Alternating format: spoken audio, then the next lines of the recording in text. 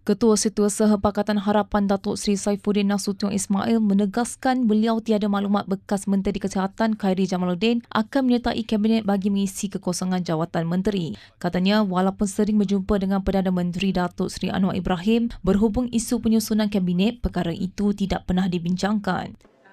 Saya tak ada maklumat. Okey. Ya, saya ingat saya NUN pada November 2022 pada mula-mula membentuk kerajaan adalah waktu itu Perdana Menteri minta saya juga ikut terlibat memberikan pandangan. Tapi sekarang dah 3 tahun Perdana Menteri mempunyai maklumat yang cukup banyak dan saya fikir dia berada pada kedudukan yang terbaik untuk menyusun barisan jemaah menteri dia bila sampai masa. Okay? So untuk itu